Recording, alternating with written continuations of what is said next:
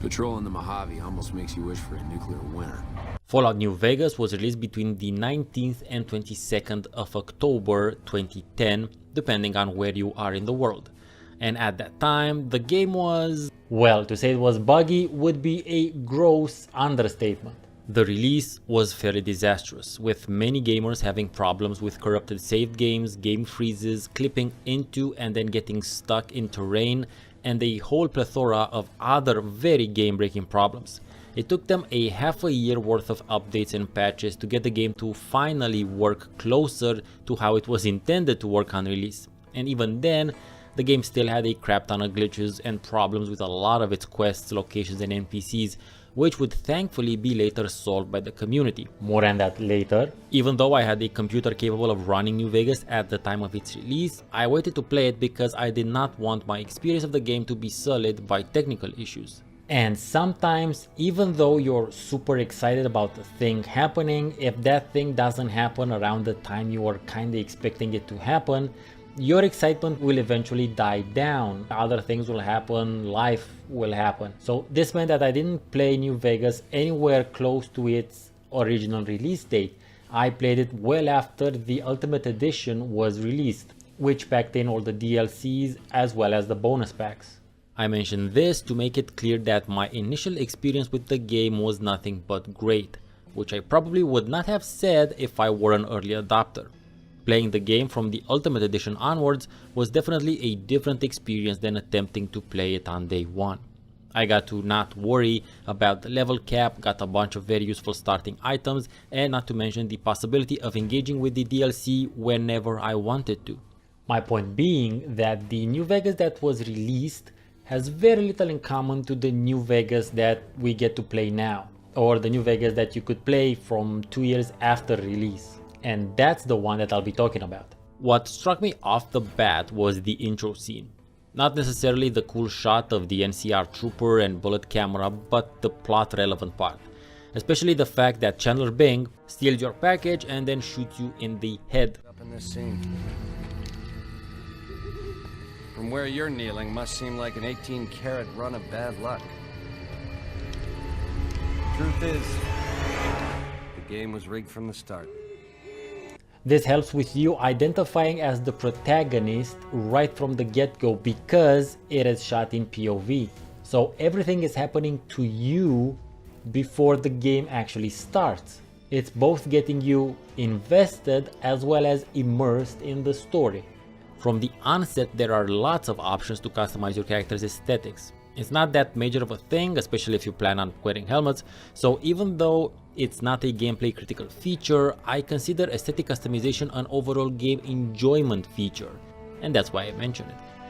Fallout New Vegas is an old school Fallout fan's closest thing to what would have been Interplay's or Black Isle's Fallout 3, then titled Van Buren. The story and world of New Vegas actually takes more than a couple of ideas from that sadly defunct project. And this is thanks to it being worked on by a lot of the people who worked on the Interplay/Black Isle Fallouts.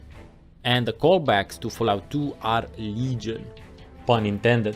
These include the NCR Great Khans, the Deathclaw Omelette using Mark Morgan's music from the initial Fallouts, the Caravan card game, which is its own sort of side feature in New Vegas, but obviously the idea is a reference to the Fallout 2 Tragic the Garnering joke, which itself was a reference to Magic the Gathering. One digital elephant in the room I have to touch upon now is the New Vegas mod scene, and I need to make it clear that all the gameplay footage that you'll be seeing from now onward has been fairly heavily modded. Oh, but I'll have a special extra episode dedicated solely to my misadventures in the realm of modding. So it has a lot of callbacks to the original Fallouts. That's great, but what sets Fallout New Vegas aside from the other 3D engine Fallouts? Well, the short answer would be Obsidian. The longer answer would be Bethesda didn't make it. That notwithstanding, New Vegas shows a marked tone shift from the previous title and also from the following one.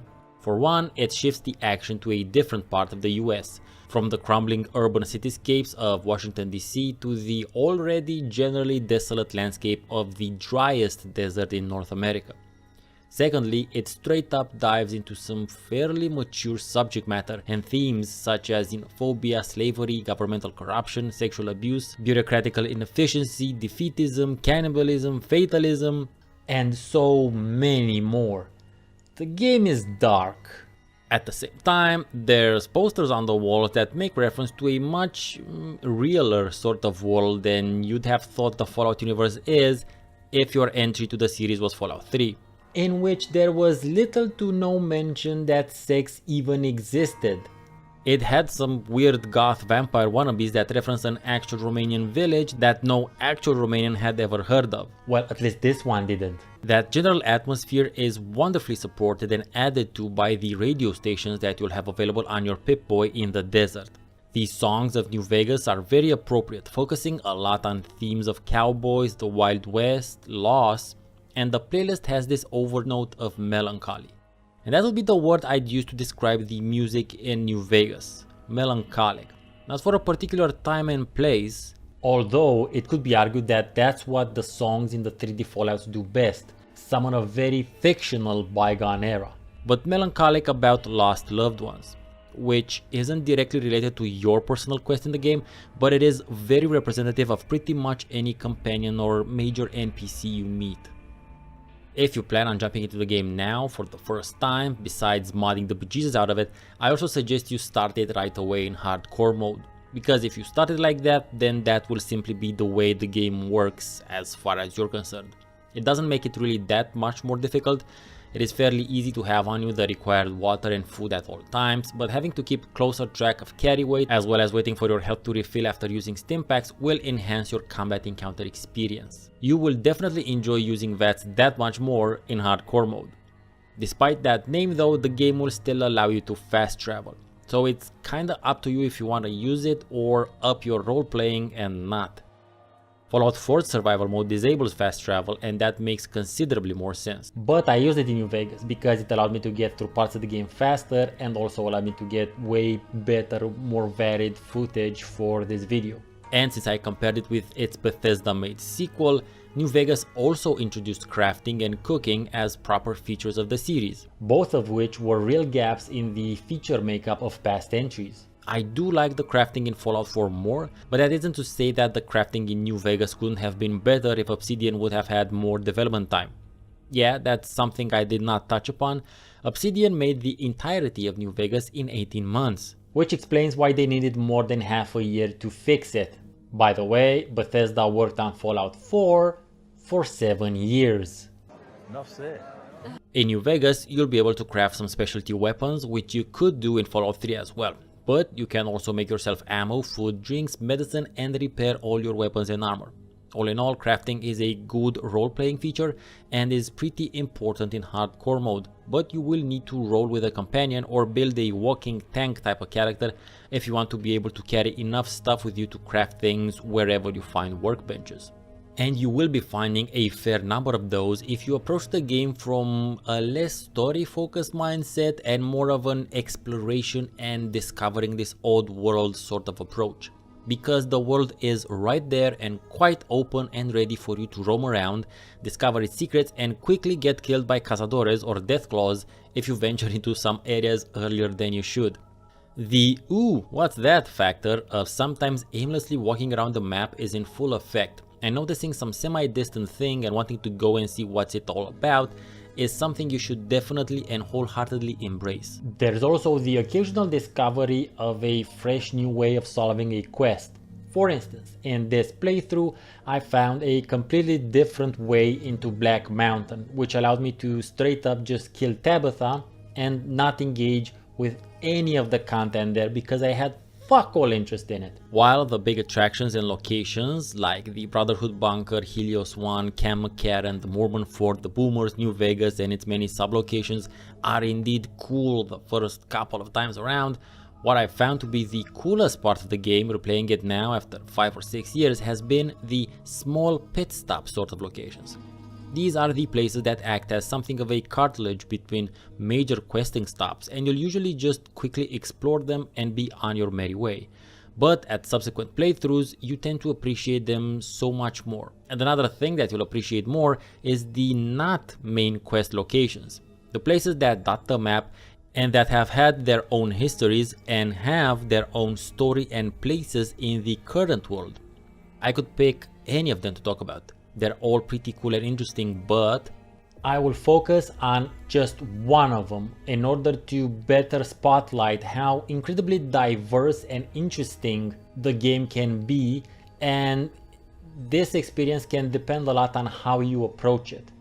You are the latest in what you find out has been a long line of mercenaries hired by the director of the NCR's Office of Science and Industry to scout out Vault 22 and find the secret behind its lush vegetation. This would be done in the hopes of improving the NCR's crop yields. That sounds like a worthy quest indeed, but if you probe a little deeper, you find out that the more assured result of retrieving the data would be a promotion for said director.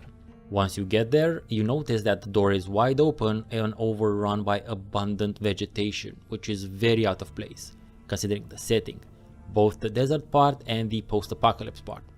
It looks like the door has been wide open for a long time. Not only that, but we get a clear explanation of what's happening in the vault long before we delve into it. The entrance signs literally says, "The plants kill."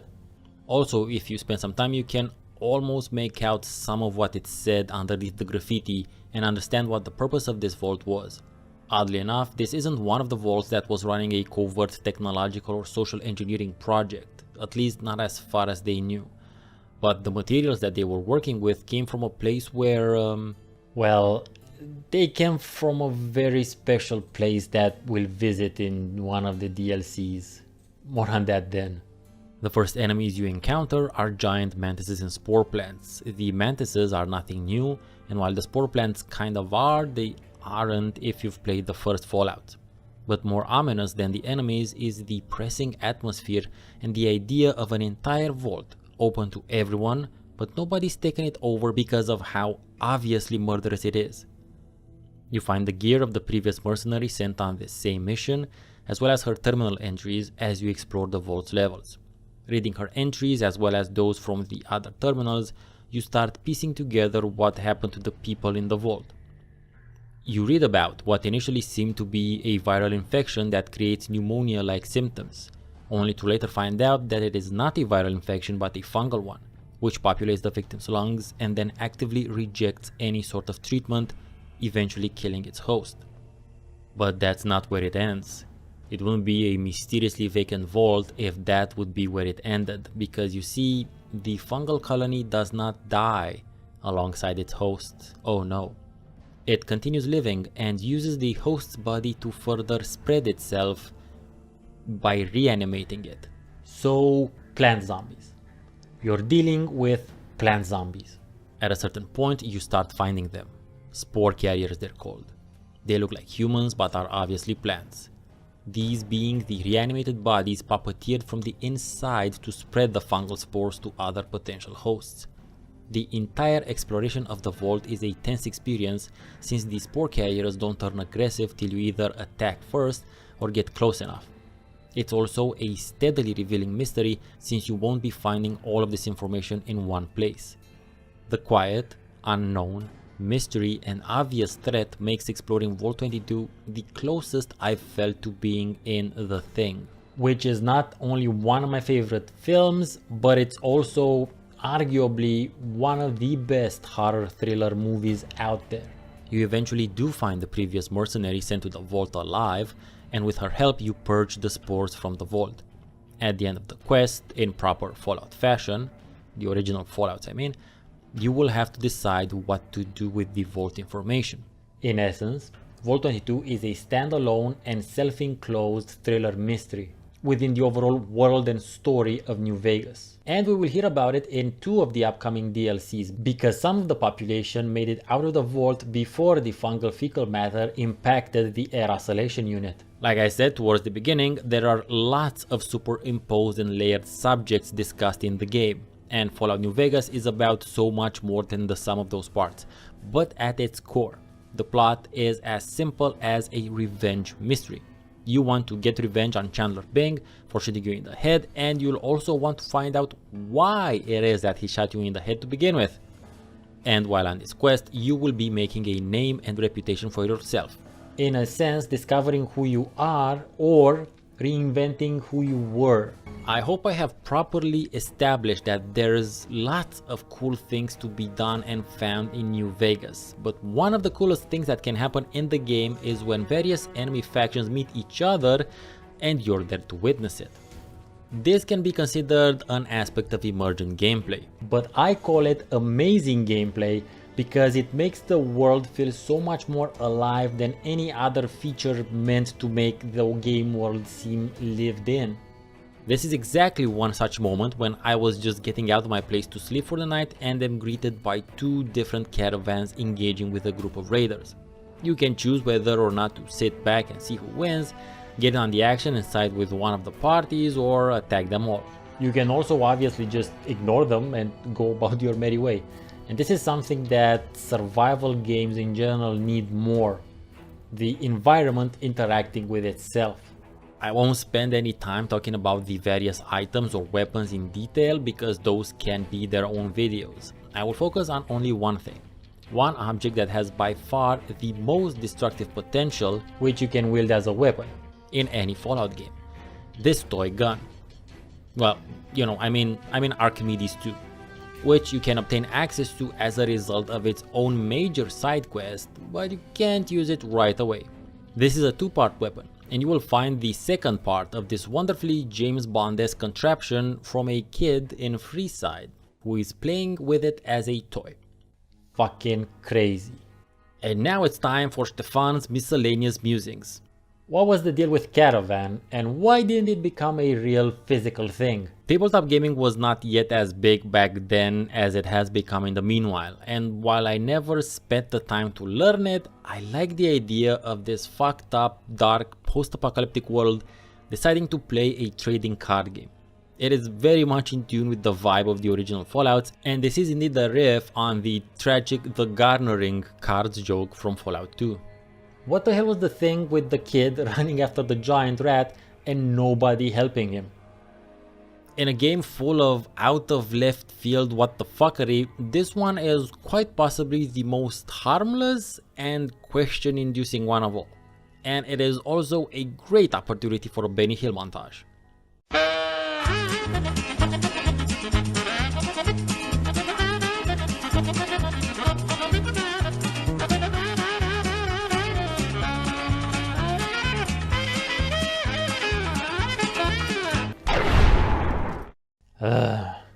Fucking fences.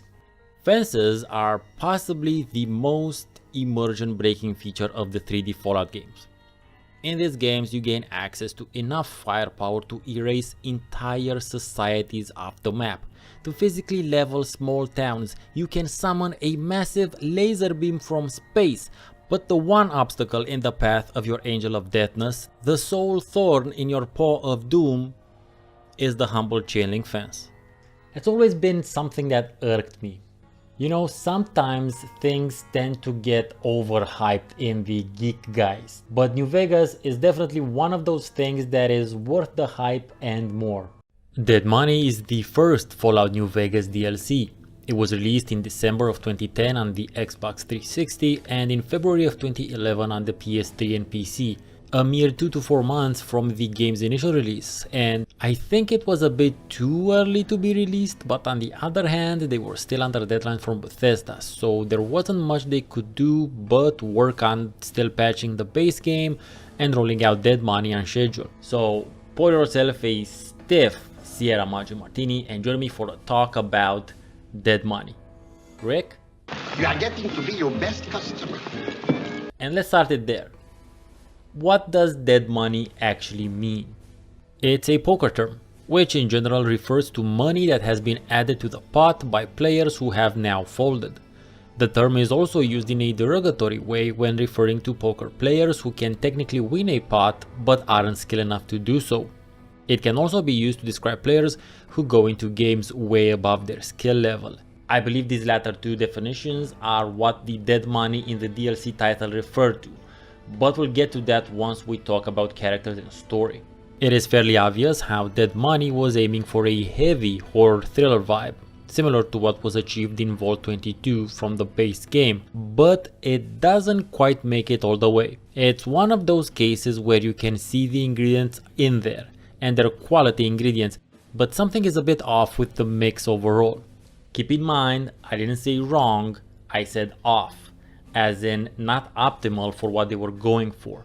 Possibly due to engine limitations, time constraints, and maybe even some focus testing, Dead Money doesn't exactly reach the horror threshold, at least in my mind. Instead, it becomes a fairly solid survival thriller.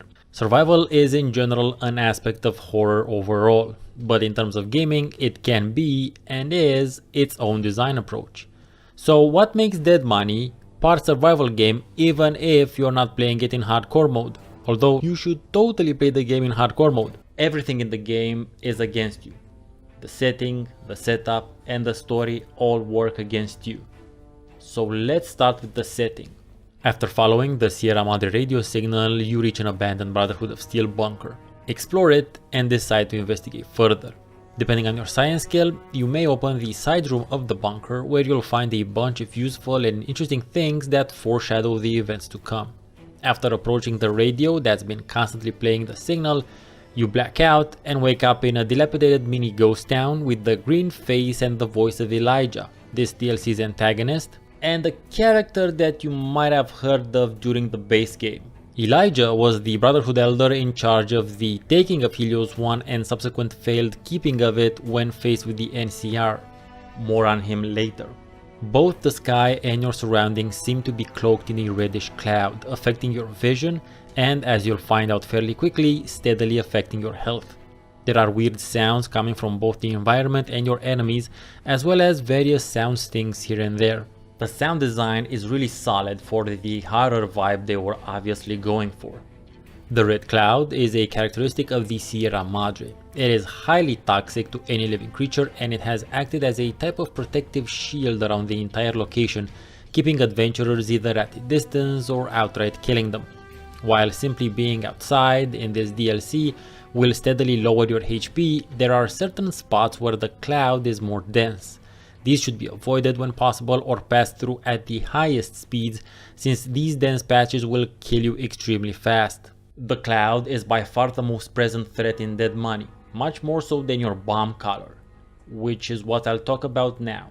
So you begin the story at a severely diminished capacity to survive because all your gear and items are taken away and you find yourself wearing a jumpsuit and a bomb collar around your neck with Elijah doing his opening villain speech. You quickly find out that not only your ability to fight and survive is limited, but your movement is limited as well, at least temporarily, partly by the earlier mentioned zones of dense cloud as well as the speakers and radios. You see, the bomb collar's frequency interferes with that of the Sierra Madre audio systems, so being too close to a working speaker or a radio will lead to the bomb collar going off after 10 seconds. Thankfully, the collar starts beeping when you are in the range of one of these things, and this allows you enough time to retreat and then quickly explore the region till you find the offending object and either shut it down or shoot it up.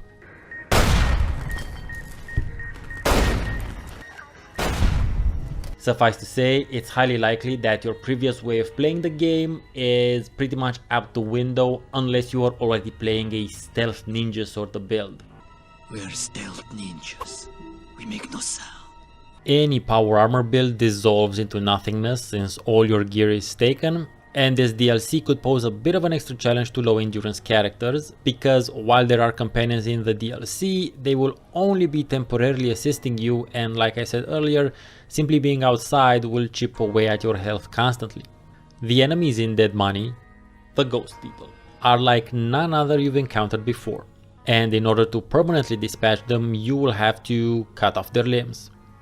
You can also shoot those off, but I could not resist making that Dead Space reference.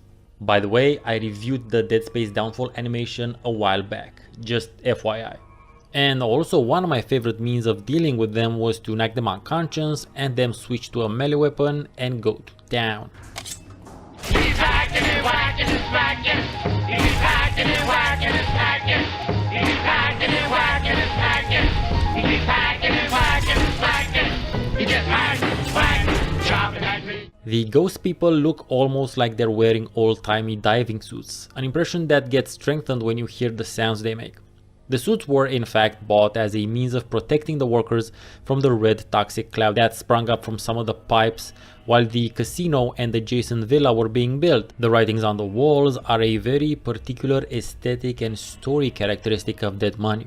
They range from useful to descriptive to just fucking depressing, but they help offer some context and give you an idea of the numbers of people that Elijah has previously directly or indirectly killed. These past victims are mentioned several times, but it's the writings on the walls that really make them a palpable sort of presence. Well, that and the various items that some of them left to be found, and not to mention the skeletons. Case in point being this supremely weird occultish ritual room maybe? I don't know what exactly it is, maybe it was just someone mourning a partner they had cared for. I don't know, but it gave me occult vibes. The Fallout games have historically rewarded exploration ever since the first one, but nowhere is that more evident and necessary, I think, than in Dead Money. And backtracking is something that goes hand in hand with it. You will be spending a bunch of time walking on and jumping across the same streets, rooms and rooftops in order to make sense of where you're supposed to be going, while dodging the cloud patches, but sometimes not. This will offer you several sweeps of the same places, which will allow you to find as many useful things in them as possible. Terminal lore is one of my favorite things that was introduced with the 3D Fallouts. Sure, computer entries existed in the previous ones, but in the 3D Fallouts, terminals became a separate feature of the game. They allow you to turn automated systems on and off, open safes, and also learn a lot about what was happening to and with the people that used them, usually in the days or years before the bombs fell. It makes really no sense that so many of these things would still be in working condition.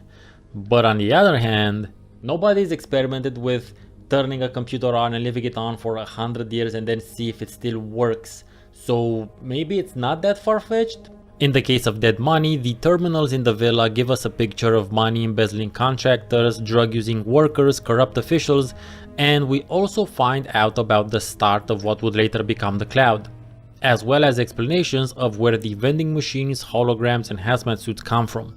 All of them come from a place called Big Mountain, where apparently the cuttingest of cutting-edge science and engineering was being worked on before the war. There are a few really special vending machines dotting the region of the villa and inside the casino as well.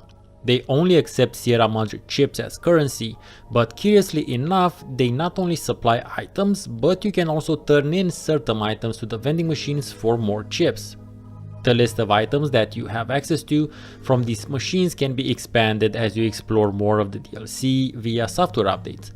The truly fascinating thing about these isn't that they're still working, it's that they're basically Star Trek replicators, which has to be said is some fairly advanced and still theoretical technology even for the retro-futuristic post-apocalypse of the Fallout universe. Otherwise, the villa is a narrow street, treasure trove of Sierra Madre chips, various other items you will desperately need, a lot of traps, and the occasional bunch of enemies. As opposed to the base game, where everything you might need is in near unlimited amounts if you know where to find them, in Dead Money you actually have to actively look for them in the places where people might put them and forget them, where they might have been purposefully hidden, or where they might have fallen as a result of the bombs and subsequent years of trespassing by other adventurers looking to get into the Sierra Madre. You'll find useful items on top of boxes that you can only see if you've already climbed on something, behind couches and other larger pieces of furniture, on shelves and in drawers. Looting in Dead Money is less about taking everything you can and then seeing later what you can do with it, and more about being very selective with what you pick up. Because unless you're running a high strength build, your carry weight will be a very hard limit to the amount of stuff you can carry with you. This is one spot where either a power armor build or a companion supported build, such as mine, will add a bit of extra challenge to the proceedings. Once you gain access to the casino, the cloud won't be as much of a problem since you'll be inside, but the issues here are related to the holographic defense system installed in the building. These are holograms that can hurt you really bad, but thankfully have a limited range of motion as well as limited vision. These work around the same sci-fi-esque for now concept of turning energy into matter that the vending machines also work on. But the holograms can generally be reprogrammed or shut down from terminals, or you can simply turn off the emitters once you find them. There are a couple of holograms in the actual casino where you can play blackjack and roulette. I'm a bit surprised you can play poker, but whatever, I do enjoy me some blackjack now and again. I'm shocked to find that gambling is going on in here. The casino is also where you'll discover the final fate of all the characters in the story, both past and present. So let's talk about the cast of characters and the story that plays out. The proper DLC characters that you will be interacting with are the super mutant dog/god, the previous club singer Domino, who is a ghoul now, Christine, whom you find in an auto dock, her head and throat having been operated on, and finally Elijah. But there are at least two other characters that are just as important as your companions and the villain. Two characters that died over 200 years ago, and who are the reason for the existence of the Sierra Madre. Sinclair and Vera. Sinclair is the businessman who built the Sierra Madre, and Vera is the person for whom he built it. Everything was designed to be a very remote casino resort for only the wealthiest of pre-war America. The villa was designed to make access extra difficult by not allowing any sort of car to use its narrow roads, and the casino building was designed to hermetically seal in the case of anything close to a nuclear attack, with the security holograms programmed to protect the casino patrons. Vera was a singer and actress that had stolen Sinclair's heart, and he built this entire thing as a means of both spotlighting and protecting her from what he foresaw was coming.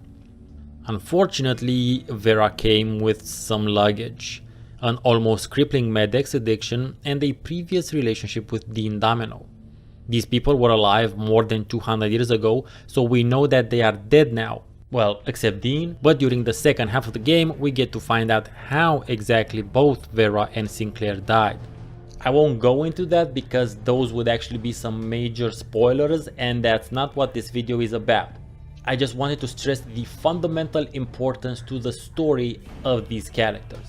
But since I mentioned Domino, he was part of the initial story more than 200 years ago, and through some twist of fate, instead of being killed by the radiation, he got ghoulified and has been spending the past 2 centuries exploring the villa, avoiding the ghost people, setting all manner of traps, and placing the occasional emergency stash. During this time he has become resistant to the cloud and has also developed a particularly useful recipe for what he calls the Sierra Madre Martini.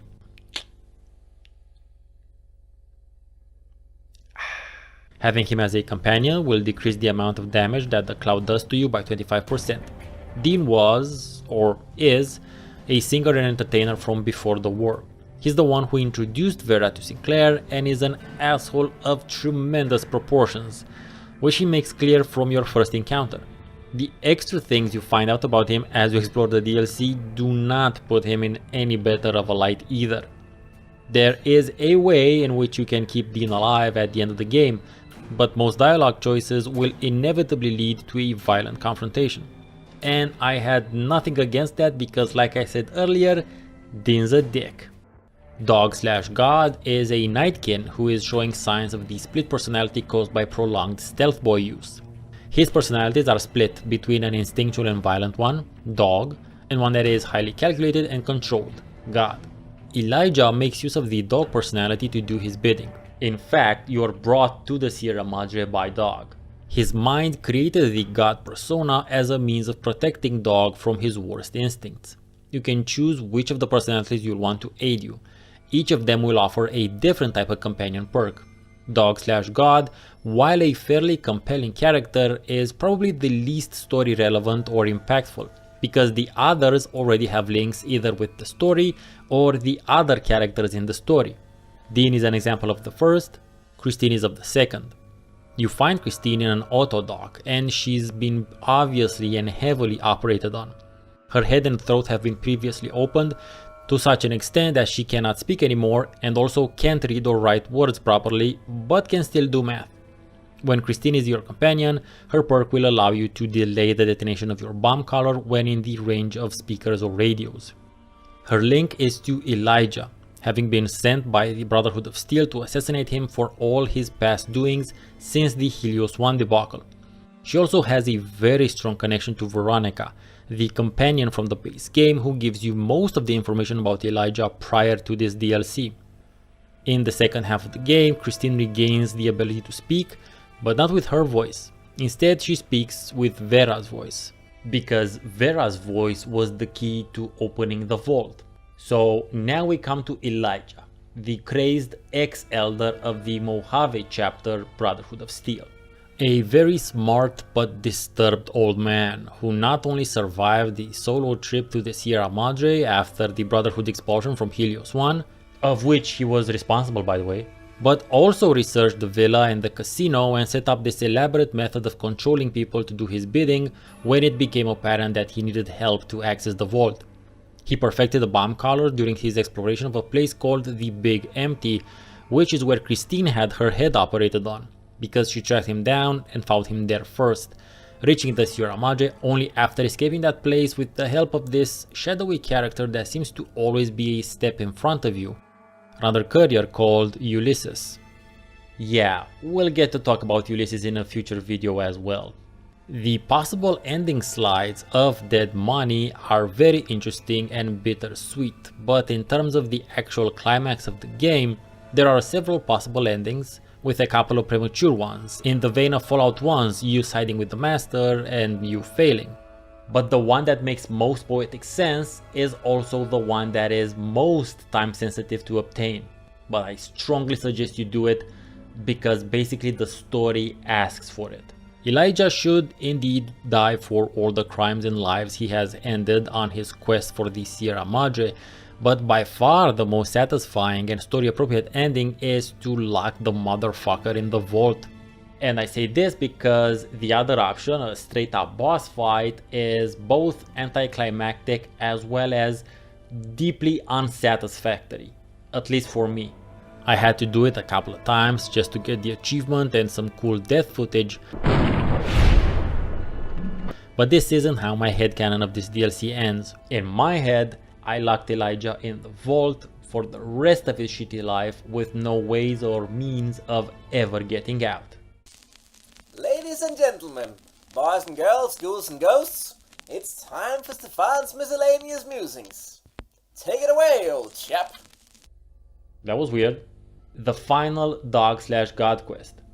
Let me put this out there in case you didn't know, but timed quests suck. And the dog/god quest isn't actually a timed quest, but if he sees you, you're screwed. It's a very abrupt shift from the usual Fallout quest format, and I did not much enjoy it. It does make sense from a character standpoint, but it seemed a bit off kilter from a Fallout standpoint, even when considering that Dead Money is a different sort of approach to the usual Fallout structure. But just like with the Black Mountain example from my New Vegas video, on this playthrough I found a completely different way of solving it.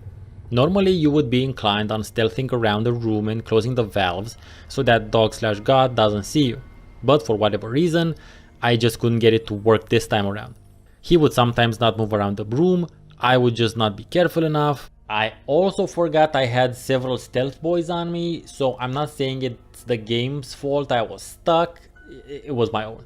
But from that self-inflicted issue came a new solve idea, and instead of trying to stealth around and shut off the valves, I played God's message to send Dog back to his cage, and thanks to my 100 speech stat, I managed to merge the two personalities, after which I shut off the valves and whatnot. Necessity is indeed the mother of all invention, even when said necessity is caused by one's folly. Pre-war money. The Sierra Madre was the first place in the Fallout franchise where you could actually use pre-war money for something other than rocket launcher ammo. In the Sierra Madre you can exchange pre-war money for Sierra Madre chips at an exchange rate of 1-for-1. So that's how we can conclude that the value of one chip is $1.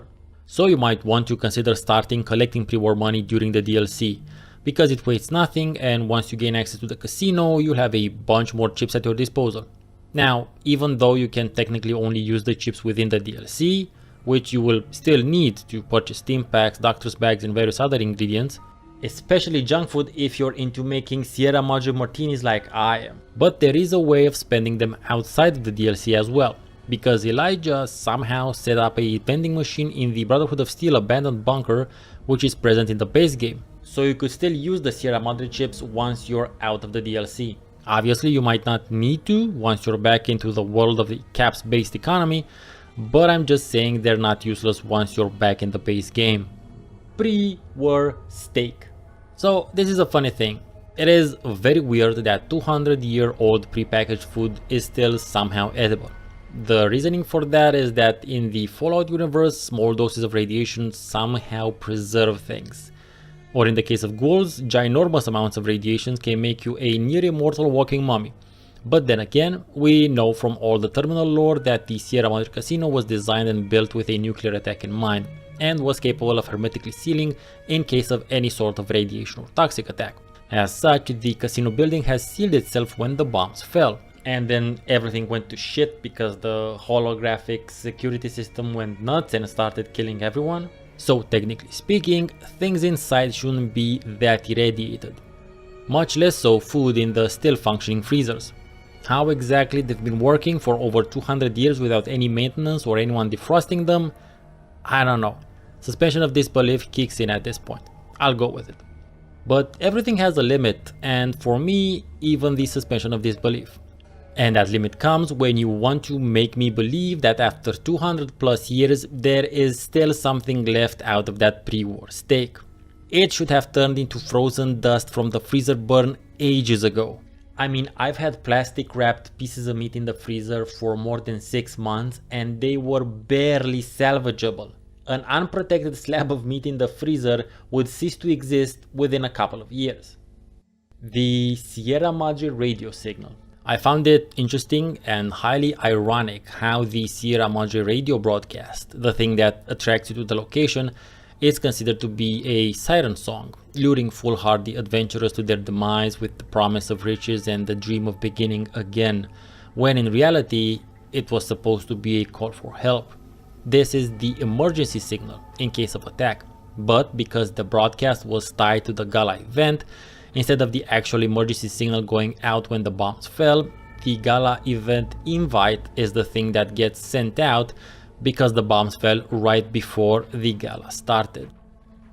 Dead Money is my favorite of the New Vegas DLCs because of the characters, of the story, and the overall post-apocalyptic Casablanca vibe it has. Now, I am aware that the inspiration behind using Sierra Madre as a title was taken from the Treasure of the Sierra Madre. Likewise, the themes of paranoia and companions having to work together because the circumstances require them to. But I found its aesthetic and vibe much closer linked to the more well-known Humphrey Bogart movie. I could see the villa being a fairly active little town, much like Casablanca is portrayed in the movie, and the stories told in the DLC of sort of love triangles, finding one's true self, regret and double crosses could easily fit into Casablanca, but you know, with a reddish filter on it. Dead Money was just as I remembered it, maybe a little bit better somehow, because this time I could appreciate its atmosphere and world building that much more. Honest Hearts is the second Fallout DLC that was released in May and June of 2011 on all the platforms that New Vegas was available on. It sees the Courier travel to Zion National Park, where you obviously get embroiled in a war between tribes that will decide not only the physical fate of Zion and that of those who live there, but you also become the center of the fight for their very souls. And you might think I'm being overly dramatic, but stay a while and listen and you'll see what I mean. In order to access this DLC, you first have to make your way to the Northern Passage and meet up with the Happy Trails Caravan, where you find out they need some help for the long trek to Utah, and as long as you carry less than 100 pounds of stuff on you, you can go with them. The devs really couldn't pull that lose all your gear shit twice in a row, so instead they motivate the weight requirement by saying the trail takes you through some narrow canyons and high passes, and carrying lots of weight would be dangerous. Look, suspension of disbelief. It's a gaming convention. The fact that you can carry so much shit with you to begin with suspends disbelief to the highest degree. So it's cool, we'll go with it. This part of the DLC acts as both transition as well as a priming of sorts, introducing you to some of the basics that you're about to encounter, mentioning the name of Joshua Graham, and meeting Ricky, who comes from none other than... Vault 2-2. Ooh, Ricky, you're so fucked. So very, very fucked. And you can already start making decisions from before actually starting the DLC. You can call Ricky out on his bullshit, especially if you've been to Vault 22, and you can either make him carry some of your stuff for the trip or simply tell him to leave. The first option is a nice roundabout way of you getting into Zion with more of your gear, but I chose not to do that because I actually enjoyed having to start from nothing in Dead Money, so having to reduce my gear to the bare essentials was a close second. Also, if you choose to not tell Ricky to get the fuck out in the Northern Passage, he gets to die fairly quickly. Yes, unfortunately, not long after your caravan reaches Zion, you're ambushed by some tribals and everyone else gets super killed while you're left to fend for yourself till you get some help from one of the peaceful tribes of Zion. Because the tribe that attacked the caravan, the White Legs, aren't natives of Zion, they are invaders. Anyway, you need help from the local tribes to find your way back to Mojave because you won't be able to return the same way you came in, so that's how you get introduced into the plot. But before we get into all of that, I invite you to take a moment and feast your eyes upon the immensity of Zion and relish the contrast between it and the seemingly interminable flatness of the Mojave. That might seem like a weird thing to point out, but speaking as someone who has moved from a country with mountains to one whose highest point is 170 meters, that shit is more important than you think. I feel that Zion is more than simply the setting of this DLC. I feel it is the main character of the story, in the sense that it has a considerably larger importance and impact story-wise as well as exploration-wise, much more so than the villa and casino did in Dead Money. The first features you discover from the beginning are its vastness and verticality. There is really nothing like it in the base game, and that right there makes it a very special experience. The DLC really does its best to drive home this feeling, especially when you compare it to the narrow roads and ultra compactness of Dead Money. It is also due to this openness that Honest Hearts is also the most lenient area in the game when it comes to potential routes to your quest targets. With some very careful navigation, you can cut out a bunch of travel time by going down rock walls that would lead to your death if you try to do it in real life. Possibly the next thing you discover are the wall paintings made by the various tribes living here. At first glance, one might wish to connect them as a motif with the graffiti from Dead Money, but the markings in Honest Hearts tell wildly different stories, and more so they tell communal stories, not individual ones like in the previous DLC. They are a record of history for the tribes, as well as warnings of places where they should not tread upon because of their taboo nature. The very moment you drop into any body of water in Zion, you will notice that the water is safe to drink, which is impossible to find anywhere in the Fallout universe that we know of, with the exception of the post-Project Purity capital Wasteland. But in Zion, as you'll hopefully learn later, the winds that formed in the months after the bombs fell cleared most of the radiation away. Another unique thing that you'll see in Zion is the skies getting cloudy and rain falling.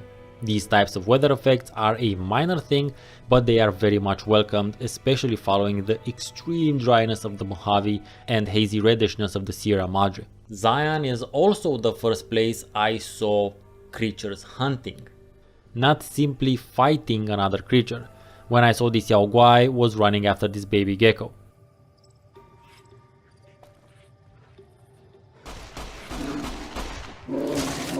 And by the way, the geckos in Zion are badass motherfuckers that will jump you when you least expect it.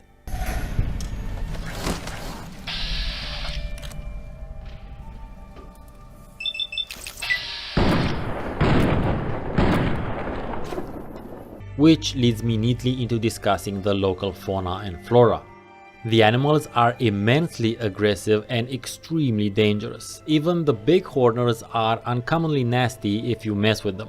But the giant geckos, the Yao Guai and the Zion mantises really make exploring and questing through Zion much more of an adventure than you'd think.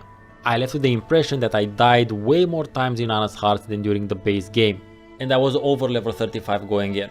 Also, a good tip is to save before fast traveling, because sometimes the game will spawn creatures almost on top of you and you'll find yourself being very dead very fast. Check this out.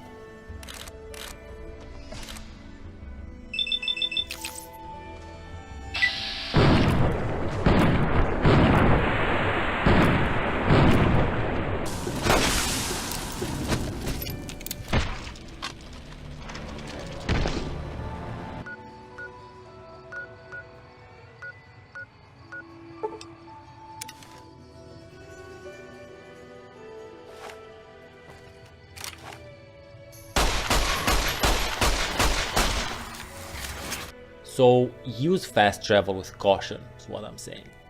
In terms of the flora, Zion is the greenest region in the entire game for obvious reasons, and this means it also features a lot of things you can pick that you can then ingest, which will satiate both your hunger and thirst. Not to mention you gain access to some super useful recipes, but more on those later. So Zion is a character, at least in my view of things. But what about the actual NPCs that the DLC has to offer? There's a few NPCs that you can interact with, but the main ones are Joshua, Daniel, and your potential companions. So I'll focus on talking about them. Joshua and Daniel are the leading figureheads of the two peaceful tribes of Zion, the Dead Horses and the Sorrows. They are both Mormons who come from New Canaan, a settlement that was destroyed by the Whitelegs as a means for them to show their worth for Caesar's legion. Joshua was not in the settlement at the time of the attack, and Daniel managed to escape alongside the few other remaining survivors. They decided to regroup in Zion, and the Whitelegs eventually followed them here. These two have polar opposite approaches to dealing with the Whitelegs. Joshua is the connecting tissue between Honest Hearts and events in the base game. He is none other than Caesar's first legate. Even though the actual Latin term is legatus, for some reason they went with the anglicized version. The one who led the first assault on Hoover Dam, the failed one. As a result of his defeat, Caesar ordered to have him covered in tar, set alight, and thrown into the Grand Canyon. He survived, mainly because the story required it, and he found himself spiritually reborn, and not long after that, due to his bandaged appearance, the legend of the Burned Man started to pop up across the Mojave wasteland. As war chief of the Dead Horses, he has been honing them into a proper fighting outfit, and he wants to bring retribution to the Whitelegs for the destruction of New Canaan. He is also the only trader in Zion and can repair weapons. Daniel, on the other hand, considers himself responsible for the Whitelegs coming into Zion, and as such wants to protect the Sorrows by moving them out. He follows the doctrine that Zion is more a state of mind than a physical place. The people bless the place, not the other way around sort of deal.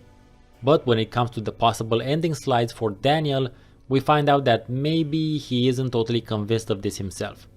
Daniel is unwilling to wage war against the Whitelegs, but will not hesitate to kill them to defend the Sorrows. Honest Hearts will offer the option of having a companion with you all throughout its runtime.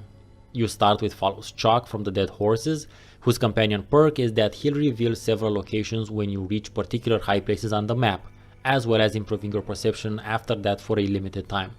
Nothing extraordinary, but cool nonetheless. My girl Waking Cloud, on the other hand, the companion from the Sorrows, is a bona fide beast. She will punch the shit out of anything on the map with her Yaoguai claw weapon. This one is Her companion perk will make it easier to sneak up on the Whitelegs. Both have their own minor companion quests, but they're not that interesting to be honest. During the final part of the DLC, you can have Joshua Graham as a companion, which will grant you less spread and a higher chance of critical hits with any 45 type weapon. While he's your companion, he won't speak with you, trade, or repair your items. The conflict in the foreground of Honest Hearts is the one happening between Joshua and Daniel on one side and the Whitelegs on the other.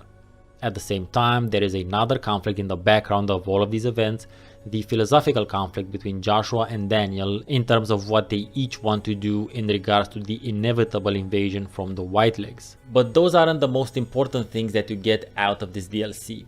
At least they weren't for me. The fact that Ricky had a Vol 22 jumpsuit on isn't just a funny little reference and callback to something from the base game, it's actually the setup for what you find in Zion. It starts fairly early on, when you find this giant wall painting showing a large figure and a rifle seemingly killing a lot of number 22s. Some of the population made it out of the vault before the fungal fecal matter impacted the air isolation unit. Well, this is where you pick up that trail and also where that trail ends. Long before you find them, you get a nice little hint from Fallow's chalk. The spitter plants and the green monster men aren't native to Zion. Wonder where they came from. And then you start finding them. The same spore carriers and spitting plants you know come from Vault 22. You discover a couple of campsites where you can see the skeletal remains of many vault dwellers.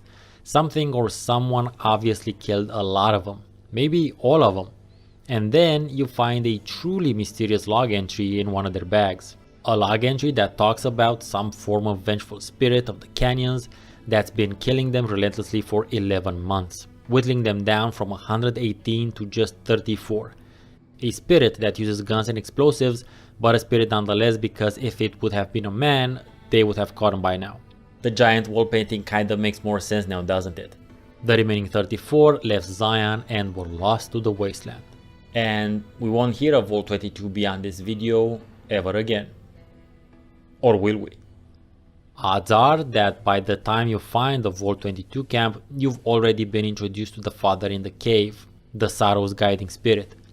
Certain caves around Zion are marked by them as taboo, since they are holy to the Father in the Cave.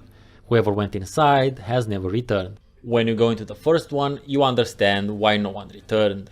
The taboo caves are all filled with all manner of traps that will require some pretty careful navigation to disarm. However, in each of the caves, you will reach a base camp of sorts, generally with a cooking fire, sometimes with a workbench or reloading bench, plenty of useful supplies, but always with a still functioning terminal. By accessing these terminals, you start finding out about Randall Clark, a survivalist ex-soldier who was returning home to his family from a camping trip when the bombs fell. He was driving home when his truck stopped, and so did the other cars around him. Recognizing the telltale signs of an EMP, he knew what was about to happen and likely took cover. He was lucky not to be looking at the direction of the flashes. They were so close that they blinded a couple in a nearby car. He grabbed his rifle and bag and hiked to Zion, where he found refuge in a cave used by the United States Geological Survey, who left in a hurry, leaving behind gear and supplies. As you explore each of the forbidden caves, you read more and more of his observations about the world outside rapidly changing because of the immense quantities of radiation, and more poignantly of his survivor's guilt, because he wasn't there when his family died.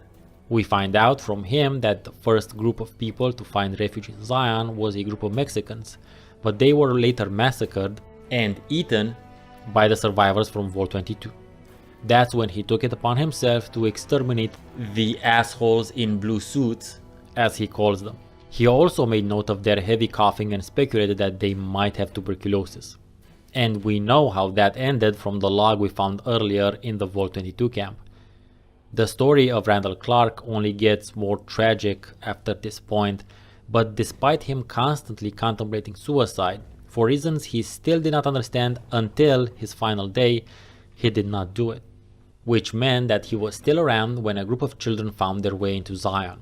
He would listen to them from afar and hear them talk about a school and an evil principal they escaped from, and he decided that he would teach them how to survive and thrive in Zion.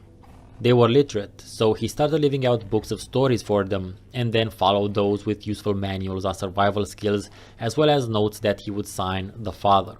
That's how he became the Father in the Cave. He does eventually die, and you can find his corpse if you spend some time looking around Zion. O Father, guide and protect us, your humble children, as we labor in the vineyards, and make us strong to resist those who would steal Zion from us. But it's gonna be faster to just look up where you can find them on the internet. New Vegas takes place in 2281. And Randall dies in 2124. That means that the legend of the Father in the Cave has been going for 157 years by the time you showed up. 6 or 7 generations grew up with his teachings at their spiritual core. With these teachings. I tell them to read and to learn and to make the most of their new home. I tell them that I'm giving them Zion as a gift to make up for all the sorrows of their lives so far and all the sorrows man has visited on man. I tell them to be kind to each other and modest. I tell them never to hurt each other, but that if someone else comes along and tries to hurt them, to strike back with righteous anger. Stuff like that. I sign every note, the Father. Because, well, just because. The Father in the Cave, or the Survivalist, is by far the best thing in Honest Hearts. And it's quite possibly the one story that really stands out in an entire game of dark, depressing and dubious stories. Not because it isn't those things, because it is, but because it doesn't end that way. It ends with a man who needed to live the life that he lived in order to understand why he never had the guts to kill himself. And I, for one, find a lot of comfort in that. And now it's time for Stefan's Miscellaneous Musings. The airplane crash. One of the more intriguing things that you notice from the beginning of the DLC when you first get to scan the vastness of Zion is what looks to be the fuselage of a crashed airplane on top of some cliffs. This was something I forgot existed in the DLC, so I made a mental note to check it out before finishing up the main quest. Even though you can still hang around Zion after you're done with the main quest and actually return to it from the base game, which is something you can't do with the Sierra Madre. It turns out you can't actually reach it, which is a bit of a bummer, but it also goes to show how important it can be to sometimes check some stuff on the internet before investing too much time into it. You can, however, explore the surroundings and you'll find a piece of the plane and what I can only imagine more passengers that either fell from it or survivors who made it down the cliff to then be very quickly taken out by the highly aggressive Zion wildlife. Picking ingredients. I mentioned earlier that plants are quite abundant in Zion, as opposed to the rest of the Mojave, and I want to add that picking them is super simple and easy. Not only that, but Honest Hearts comes with some really nice plant-based recipes that will not only offer you some very useful anti-venom and limb repair solutions, because doctor's bags aren't a thing in Zion, but will also allow you to make your own Nuka-Cola and Sunset Sarsaparilla. And if that's not value, I don't know what is. The Ghost of She quest. Holy tripping balls, Batman! This is one of the more supernaturally tinged quests in the Fallout universe. You are in an altered state when undertaking the quest, so one could argue that the flaming body of the Yao Guai isn't real, that is just a projection of your whacked out brain. But considering the thing can spontaneously multiply at a certain point, but still dies to bullets, and the fact that there's been supernatural elements in the game since at least Fallout 2, the flames might as well be real. Anyway, it's a cool quest that you shouldn't miss. Overall, the Fallout plotlines start as a personal quest and continue with you getting embroiled to steadily escalating levels of what can only be concisely described as high-stakes political machinations. Or machinations, I'm not sure. True, you may be shooting up super mutants, fiends or giant ants. Hey mister, how much for the giant ant? But you can generally just as well create alliances and talk people out or into doing something that aligns with someone else's interest. All of these plotlines culminate with fairly epic and superhuman conclusions. You defeat the Master and its army of Gen 1 super mutants, defeat the Enclave again, and decide to clean the water of an entire geographical region. Truly paradigm shifting events on a fairly massive scale. New Vegas kinda follows the same overall concept, but balances things differently, putting more weight on the personal quest part and a bit less on your world changing effects. Because what's happening in the Mojave will most likely stay in the Mojave. Neither the NCR nor the Legion could expand to such an extent so as to affect the Capital Wasteland or the Commonwealth, and what you are working with is basically a localized, even if very involved and brutal, conflict. While the fate of Hoover Dam is indeed important, it doesn't feel as objectively epic as the things you accomplish in Fallouts 1 through 3. Honest Hearts, though, manages to blend the personal quest and epic scale in a distinct way, by taking away the grand actors and thrusting you into a small-scale version of the conflict that is being played out in the base game. Doing this, as well as focusing on Daniel and Joshua as the representatives of the participating tribes, makes the conflict in Honest Hearts seem more personal than the fight between the NCR and Caesar's Legion, while at the same time your effect on the status quo of the valley is undoubtedly epic, since Zion has been the tribal character's entire world for generations. But this is where I feel an opportunity was missed. An opportunity to explore both Daniel and Joshua in more depth and have more meaningful discussions about religion, colonialism, geopolitical power struggles and their effects on the people on the ground.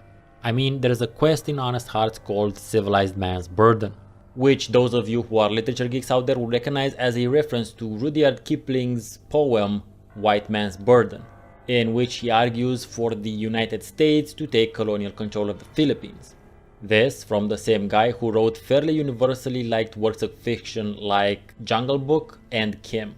In this case, it's only used as a title reference, but once you are aware of that, you cannot not see the more meaningful discussion that could have been had around these dudes with Western values and beliefs coming to uplift the natives, but ending up instead bringing their own conflicts upon them. Joshua's reaction to the massacre of New Canaan has made him into a specter of pure vengeance, keenly focused on bringing retribution upon the Whitelegs for the destruction of his people. He looks outside of himself for the problem and inside for the solution. But in doing so, he's blind to the fact that he's becoming a religious version of Caesar, the one under whom he previously became something antithetical to his belief. But that's pretty much where his character stops. Daniel's response to having survived through the massacre is the opposite of Joshua's. He is racked with guilt for underestimating the Whitelegs and for the fate of his pastor. He looks inside for the problem and finds the solution on the outside. In this case, the solution is to protect the Saros from the doom he has brought upon them by moving them outside of Zion into the wilderness where the Whitelegs simply cannot survive, because all they know is war. But just like with Joshua, that's where his character stops. Depending on the decisions you make during the game, each of them will have different degrees of closure, but the various ending slides tell a little bit more about the conflicted nature of both of them, and that's why I think this could have been a much meatier DLC. Obviously, approaching this sort of discourse would have proven to be way heavier than what its audience was looking for, but a geek can dream, right? And since I mentioned geeks, how about we get another perspective on Honest Hearts as well? Introducing my friend Randalf, whom you might recognize from his Dead Money cameo. Randalf, old chum, the floor is yours.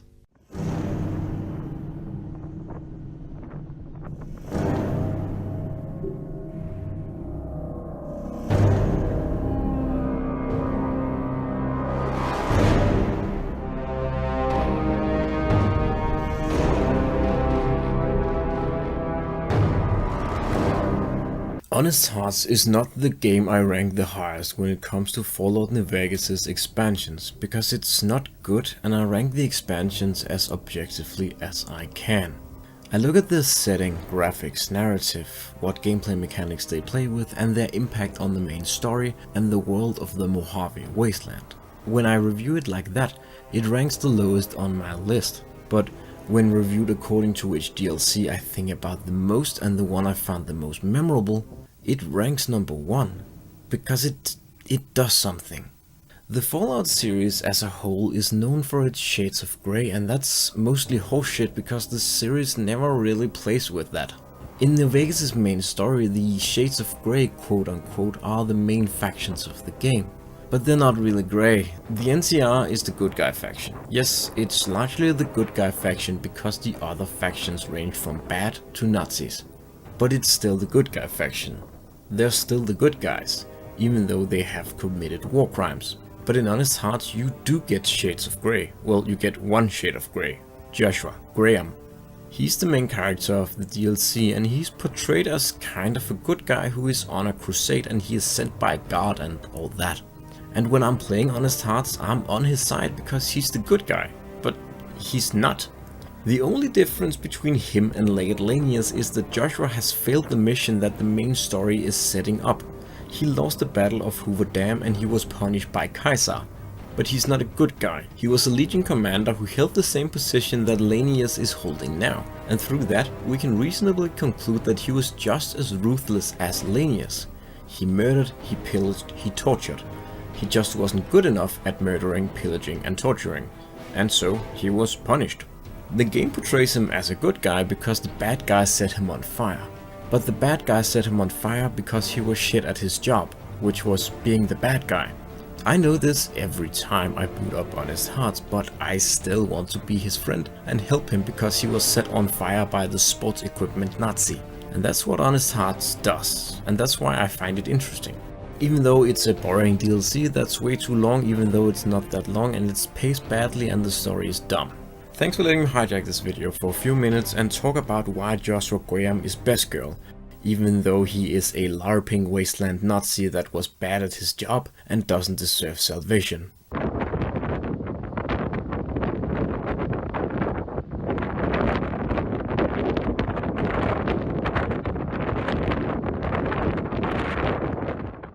Thank you for your input, you druid looking Dane. Honest Hearts was honestly cooler than I remembered it. It is a missed opportunity, like I said earlier, but it also features the answer to a mystery left over from the base game, as well as one of the most compelling stories in the entire game, if not the entire franchise. Old War Blues is the third Fallout New Vegas DLC, and it's a lot of superlatives. It has the longest intro dialogue, it's the weirdest, wackiest, sci-fi pulpiest, and dungeon crawliest of the DLCs. And that's not even half of it. It also ties up a bunch of loose ends from the previous DLCs and is a not so subtle showcase of the oftentimes satirized hypocrisy of the Fallout universe's pre-war society. You didn't expect that last part, did you? In order to access this DLC, you need to go to the Mojave drive-in at midnight, because Old War Blues is a midnight showing. From the very beginning, this DLC sets you up for an old school genre movie experience. Once you interact with the crashed satellite, you wake up in a very alien landscape surrounded by a force field. You quickly see that you are indeed still somewhere on Earth, but things feel weird. The game quickly tells you that your body is light, one brain, one heart and one spine. Interestingly enough, you're still somehow functioning. This place is called The Sink, and it's gonna be your headquarters during this DLC, one really great addition to the game in general. Something that kinda missed at this point, even if you could own an apartment in Megaton. It wasn't as expensive as The Sink. And this is a concept that I think Bethesda took when developing the settlements in Fallout 4 and basically offering you a big place in Diamond City where you would be somewhat close to the middle of the map. Well, in Old War Blues, your headquarters is right smack in the middle of a giant crater that used to be a mountain. The place being called Big Mountain, which is shortened to Big MT, and if you pronounce things quickly, Big MT sounds like Big Empty, which is very apropos considering that it is both not empty, but becomes ironic when you find out that the place used to be an actual mountain, as the name entails, that was somehow detonated out of existence. After a couple hours in the crater, you start to understand how that's not something out of the ordinary. The intro dialogue, which is a bit of a tradition with this DLC since you need to hit the ground running, is really long in Old War Blues, but it's kinda required because there are so many characters to deal with, and I gotta say, it's not unentertaining. Noses? Why, the great static. These lobotomites confound me with their sheer number of useless extremities. This is where you get your introduction to the brain bots. Literally, a bunch of brains of pre-war scientists have been preserved in biogel and have been steadily losing their minds over the past 200 years of untreated childhood trauma combined with the lack of biological needs and what looks to be a gigantic drug habit. And when I say gigantic, I mean gigantic. The amount of mentats you find all over the crater is insane. On the one hand, I understand why mentats would be the helper of choice for the scientists, but I also think the discourse here is a little bit deeper than that, and I'll come back to it later in the video. It is by will alone I set my mind in motion. It is by the juice of Safu that thoughts acquire speed, the lips acquire stains, stains become a warning. It is by will alone I set my mind in motion. The brains explain, to the best of their capacity, how it is that you're still functioning. Basically, your brain, heart and spine have been replaced with super advanced technology. And what they need you for. A very basic MacGuffin hunt at first sight. Besides their really weird look of brains suspended in jars of biogel floating above the ground and each featuring 3 monitors, they not only look alien but also act like aliens in relation to you, what they term a lobotomite. You quickly find out that there are other lobotomites around the crater, but they're properly mindless. For whatever reason, you still have your wits about you. The brain bots have been removed from their bodies for so long that they no longer have any frame of reference for what a human body is, how it's supposed to work, and are likewise confused by the location and number of penises the average human has. And are those penises I see wriggling on its feet? Disgusting. Penises are much larger than those tiny extremities. Not that I would know. I don't recall the human penis ever being that large. No, it's holding up an array of fully erect hand penises. Keep your filthy penis-tipped feet out of our labs and secrets. You must walk upon your many penised feet. Anyway, they also tell you about this other brain, this mad scientist type, Dr. Mobius. It is I, Dr. Mobius, transmitting from my dome-shaped dome in the Forbidden Zone, a zone that is, yes, forbidden to you! Who threatens them and sets his Robo Scorpions, yes, those are real, from his Forbidden Zone to threaten their lives. You get to hear Mobius all throughout the game because he constantly broadcasts his insane speeches and threats through his Robo Scorpions as well as other speakers around the crater. There is something deeply weird and interesting about the brains. Each of them has, or at least had, their own specialties in the pre-war times, and they have very different personalities with super particular quirks and fetishes. They are definitely worth talking to in depth and doing quests for, not only because of the fucking ridiculous dialogues you'll have, or the occasional rewards, but because it will allow you to access the peaceful ending if you do. But that's enough about the brain bots for now. Let's go back to numero uno. The brain bots task you with finding 3 pieces of technology. The first thing you need to find is a pulse wave upgrade for a sonic emitter you receive, and 8 sonic sound wave emitter projectile gun, able to broadcast sound at lethal frequencies. Using a technique unknown to us, a technique involving sound. The second thing is a stealth suit, and the third is part of an antenna. The brains then unleash you upon the crater, and it is up to you whether or not you go straight for the quest locations or explore all the other buildings that dot the battle landscape. Having your brain removed and misplaced, and as a result have the heart and spine removed because they needed the brain to tell them what to do, not only does not hinder your life progress in any way, shape or form, but the perks obtained in exchange are truly super useful. The brainless perk will make your head immune to being crippled, gives you 25% resistance to chem addiction and 5% to damage threshold. All of those are great and useful. The heartless perk makes you immune to poison, improves the effect of healing items by 25% and halves the crit chance from robots. Again, all of those are awesome, and the robot one makes super sense, especially in this DLC. The spineless perk gives you +1 to strength, +1 to damage threshold and makes your torso immune to being crippled.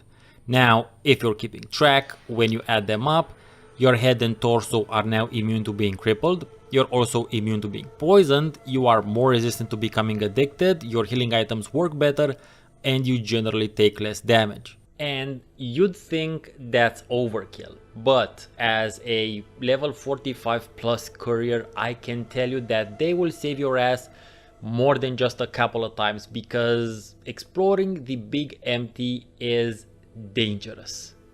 You have to fight mainly robotic enemies, and most ballistic weapons aren't great at that. So you need to rely on the sonic emitter weapon from earlier and a few other energy weapons you find to deal with most of the threats.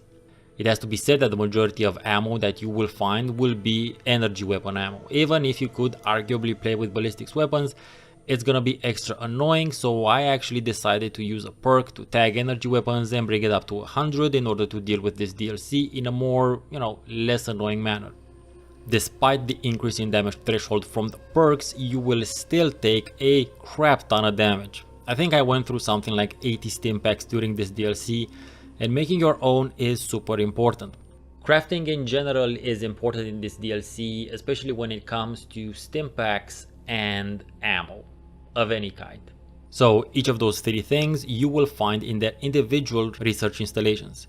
Buildings dedicated to those objects generally, and within 2 of them you must engage in a series of tests in order to solve the quest. When it comes to the stealth suit from building X13, you have to basically run a sort of obstacle course, and you can do it through several levels of difficulty. You only need to start the basic one in order to finish the quest, but successfully finishing each level of difficulty will upgrade the stealth suit. I wholly suggest you take the time to do all of them, because at the end your stealth suit will give you plus 25 sneak, plus 20% movement speed while crouched, and plus 1 to perception and agility.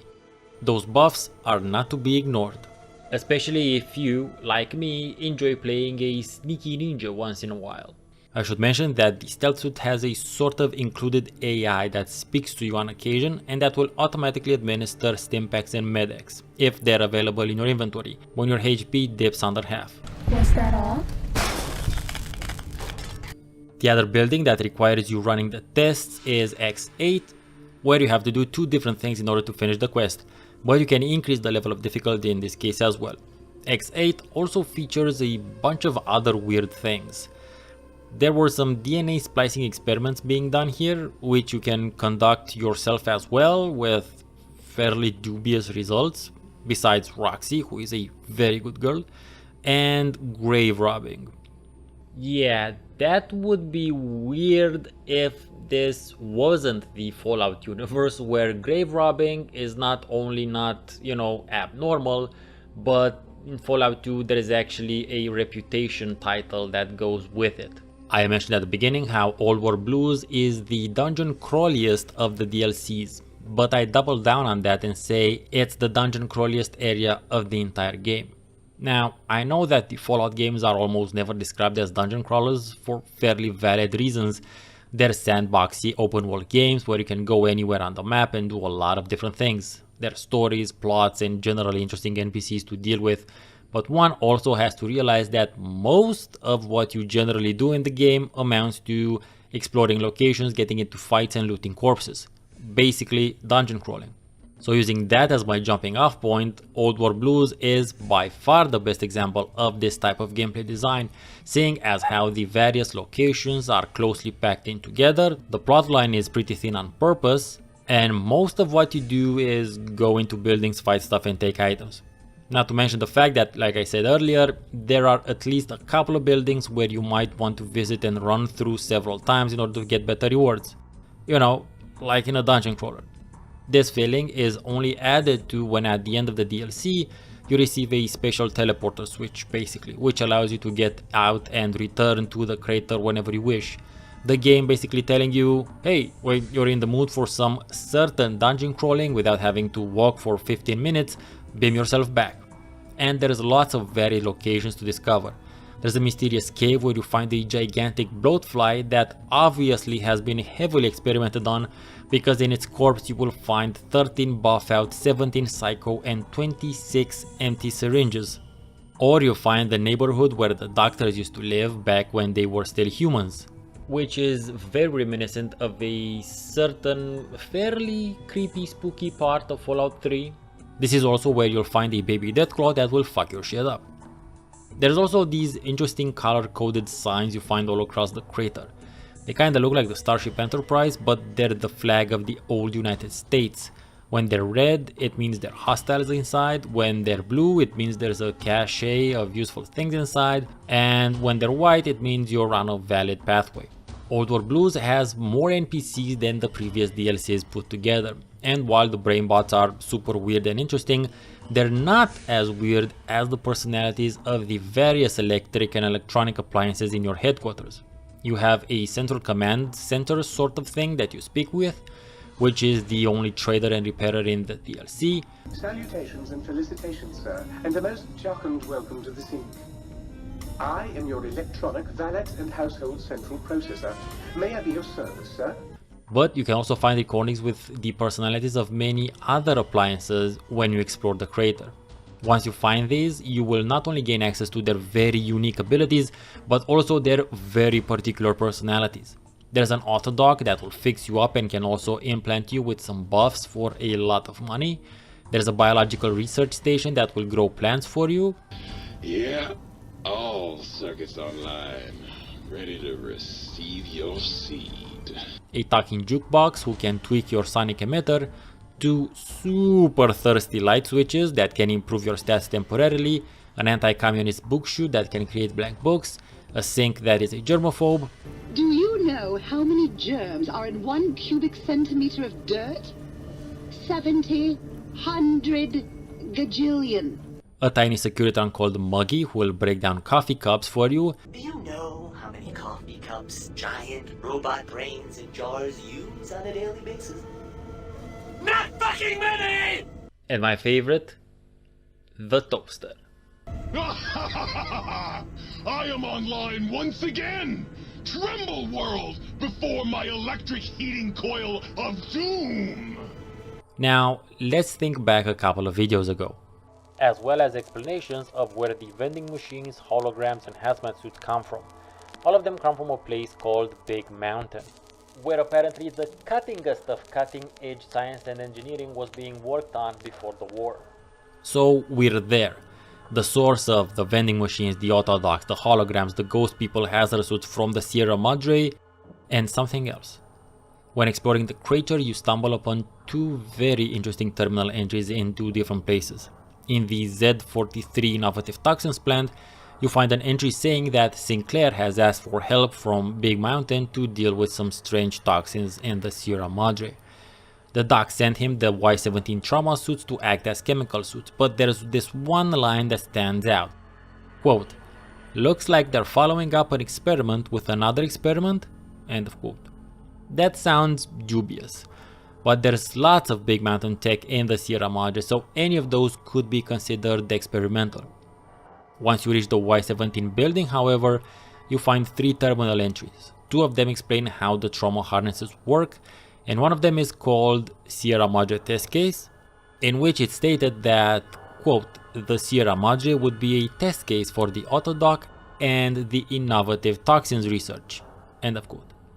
And, well, there's only one never before seen toxin present in the Sierra Madre that cannot be found anywhere else in the Mojave. The conclusion is obvious. Big Mountain is also the source of the cloud. But how? Why would the Big Mountain scientists experiment on honest capitalist American citizens? Well, this is where we get into the hypocrisy angle. We could use that city as a controlled experiment. Vault-Tec was much better at it, of course. We had to make do. Get permission. Sometimes. If only we could have used commie cities. But capturing whole cities was hard. So we captured enough commies to make cities of our own. So we had a group of Chinese prisoners to experiment on. Those were the days. But the true test was science on unsuspecting Americans.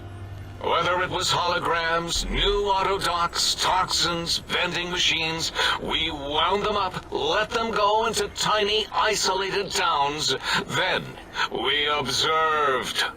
This is an aspect of pre-war society that we as Fallout players have been aware of since the reveal of Fallout 2.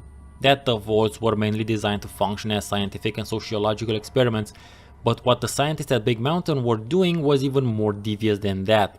I mean, on the one hand, they were imprisoning Chinese Americans and experimenting on them during the war with China. This happened for close to a decade before the Great War, which by the way lasted all of 2 hours. But with the Sierra Madre, Sinclair was paying them for all the technology, and they were not only taking his money but also fucking him over. And he wasn't the only one.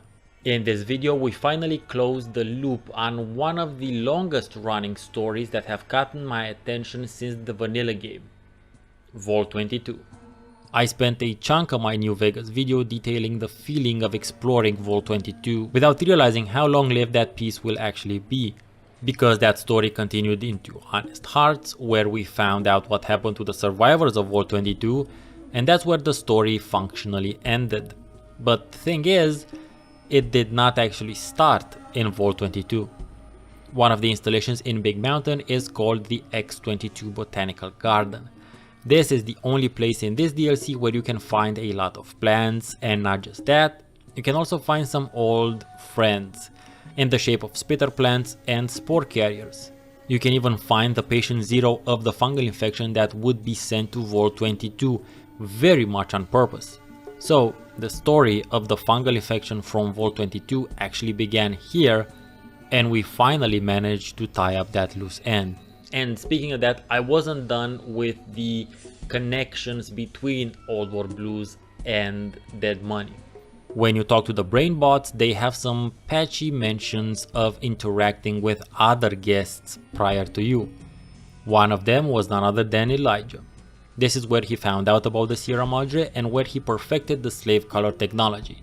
You find traces of him in some areas of the crater, and his modified energy weapons are possibly the most powerful ones you'll find in Big Mountain. This is also where Christine got operated on initially. She was on a mission from the Circle of Steel to assassinate Elijah, but due to some robots interfering, she got injured and automatically transported to the Y-17 medical facility. She would have most likely been lobotomized if it wasn't for the third visitor from the Mojave, this other courier in whose tracks you've been traveling throughout the entirety of the game. Of course. You must have met others in your travels. This one had met other couriers too, although it sounded as if he hadn't met the correct one. So Big Mountain was the double starting point for the Sierra Madre, both in terms of the cloud as well as Elijah and Christine's involvement with it. Another loose end tied by finding its beginning. Okay, let's get back on the main track of the DLC. After you obtain the 3 items, the brain bots send you to confront Dr. Mobius and take him down once and for all. And it has to be said that considering what you've been hearing about him and hearing his threats all throughout the crater, mighty think tank, still cowering in your dome? Cower, you fools, cower. My Robo Scorpions will soon conquer the crater. It's just that this is a big place, so it's hard to conquer everything. Oh, Klein, did I mention that my zone is forbidden to you? So forbidden. Having to deal with his Robo Scorpions, not to mention finding a gigantic one guarding his lair, you're expecting one hell of a fight. Well, that's only true if you want it. Atomics? Atomics! Because you'll find that Mobius, while addled by a mented habit and subject to the same degradation that has affected the other brainbots, is completely opposite to what you were expecting. He is a very nice dialogue partner who explains his reasoning for threatening the Robo Brains and building the Robo Scorpions. And you kinda wanna side with him, honestly, but he does have your brain after all, so he's definitely a dick, right? Well, no. It turns out your brain's a dick, and you tell it that. Well, that's a fine how do you do. Me, a, quote, dick, unquote. As if I'm the one responsible for the way you carry on gadding about the wastes. Yeah, in Old World Blues you get to have a very frank conversation with your own brain about your adventuring and hygiene habits, and you have a series of decisions to make as to what your relationship with your brain will be going forward. Oh yes, so minor spoiler now, the reason why you can still function even in the absence of your brain is because you were shot in the head at the beginning of the game. Mobius explains it in more detail, but that's the gist of your specialness in this scenario, and I have to be honest, I do not dislike it. Regardless of what you decide here, you will end up confronting the brain bots, and like I said earlier, you'll have to choose between a violent confrontation or a very pacifist one, depending on your previous interactions with them. Oh, also it deserves mentioning that during your talk with Mobius, he literally references the story that you've been enacting. In short, brains, a heart, and courage. Spine. I think there was a story once where a band of murderous thugs sought these things. They had them all the time in the story. Didn't stop them from murdering to get them. And it won't stop the think tank either. And now it's time for Stefan's Miscellaneous Musings. Fighting robots and weapon repair kits. This DLC really threw me for a loop because of the large number of robotic enemies and my complete lack of anti-robot capabilities, because ballistic ammo is in relative short supply. I'm not saying it can't be done, of course it can be done. I'm just saying it's extra annoying and it was easier to tag up energy weapons and shift into using them, because the sonic emitter has some really nice abilities when it critically hits, and it does extra damage to robots and power armor. The sonic emitter abilities can be changed by the jukebox in your headquarters when you find upgrades across the crater.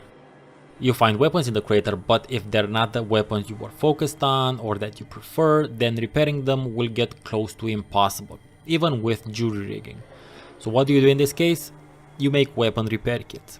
Thankfully, this DLC is filled with the components required to make them, so start collecting them and make yourself repair kits as early as possible. The stealth suit. I would have liked more interaction with the suit.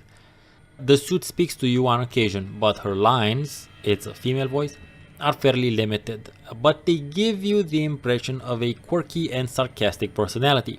This should be easy, as long as I don't screw up again. I bet no one has ever been as unnoticed as me. It's super great that the suit will administer stimpaks and medics as long as you have them in your inventory. We're out of stimpaks. Maybe you'd be better off with an Autodoc suit. But it's even better that she will let you know when your Pip-Boy light is on, which is an important thing to not have on, especially when you're sneaking.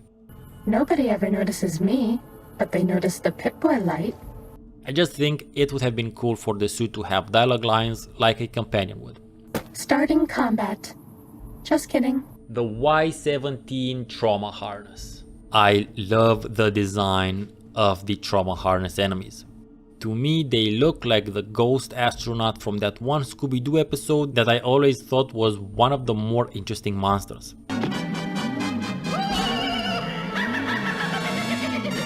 Besides this, there's the connection with the ghost people from Dead Money, and we find the explanation behind the behavior of both the ghost people and the skeletons in All War Blues. The trauma harnesses learn and replicate the movements of the people who wore them, as a means of probably helping them and returning them in case they're hurt and can't move. But knowing what we know about their build quality, they're nothing more than walking caskets. Attention, lobotomites! Do not neglect to wash the walking eye! By the way, if that voice sounded familiar, like it did to me, this is why. It's a walking eye, Hank, and the government loves it. What does it do?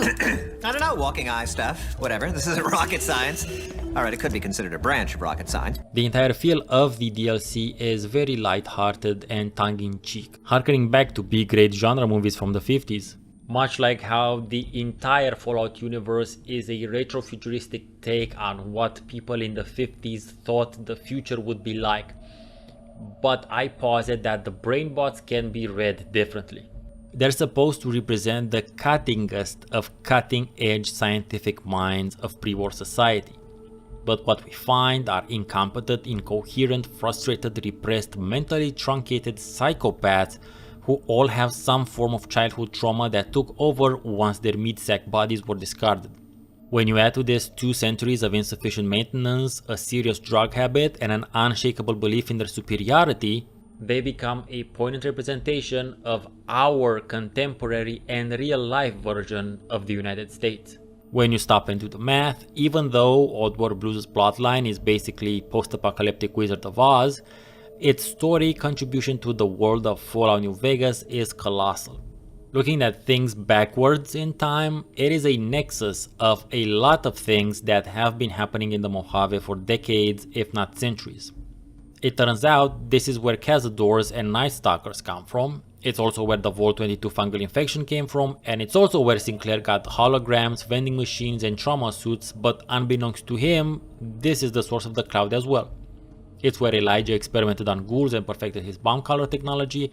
It's also where he found out about the Sierra Madre from this other courier that seems to have been a couple of steps in front of you for the entirety of the game. This same courier is the one who saved Christine from certain death, and from whom you find some recorded messages in the Big Empty.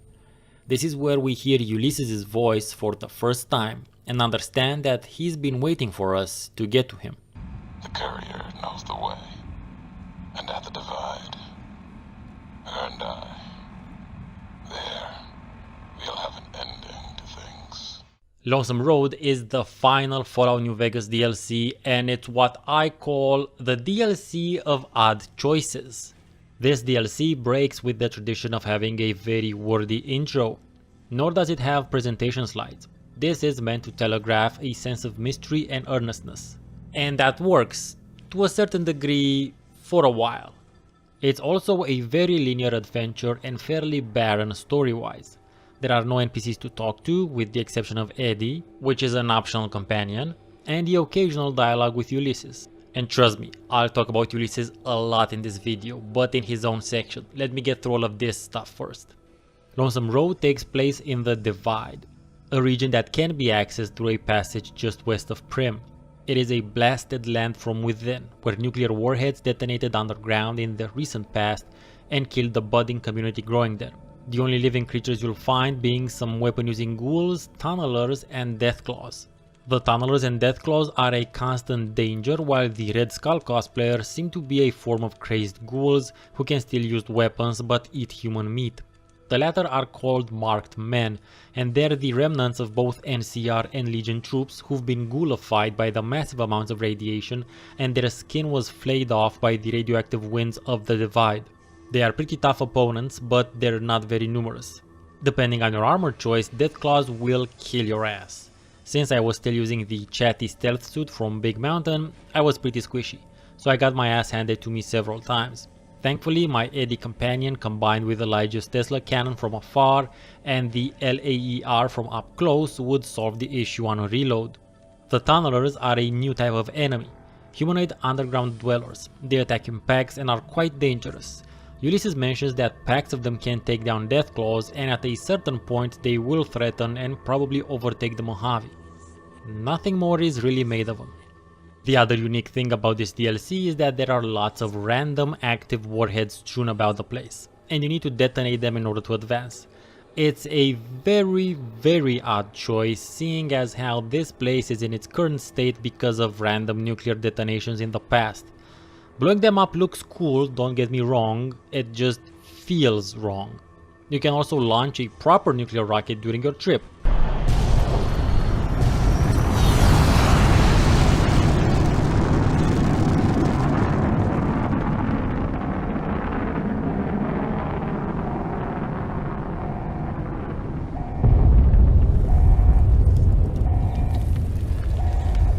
Lonesome Road is where we find out part of the history of our character from before being on the receiving end of Benny's bullet just outside of Goodsprings. Ulysses tells us that the Divide used to be a thriving and developing community that the Courier character actively helped to grow. A place that had something of the old United States in it due to the presence of the underground military silos, but it was adjusted to the realities of the post-apocalyptic wasteland. He speculates that this was the Courier's home, but is certain that the Courier is the one who brought in the package that led to the nuclear warheads detonating and thus destroying this fledgling community. Whether it was an accident, whoops, or a hit from Caesar, it does not matter. He holds the Courier guilty of having snuffed out what could have been a future nation better than both the Legion or the NCR. But there is an inherent issue with this entire idea. The idea of giving the Courier an origin story, and this issue goes counter to the very essence of the experience the game has been imparting. The person who did all the things Ulysses talks about is not us. It's not what we did as Courier 6. Our life as the Courier begins after Doc Mitchell patches us up and we start anew with a fresh case of amnesia. This is why I said this in my New Vegas video. You want to get revenge on Chandler Bing for shooting you in the head, and you'll also want to find out why it is that he shot you in the head to begin with. And while on this quest, you will be making a name and reputation for yourself. In a sense, discovering who you are or reinventing who you were. So with this final DLC, the devs tried to both have their cake and eat it. On the one hand, allow you to create your own reputation in the Mojave as the Courier, but on the other, also hold you responsible for something you didn't do, your character did. This did not fly with me. It seemed stretched and shoehorned in. Cheap. It seemed cheap. Because it negates the entire story making experience I had all throughout the game up until that point, where I would be responsible for the things I did, not responsible for the things my character did long before I took over control. Weak sauce. Very weak sauce.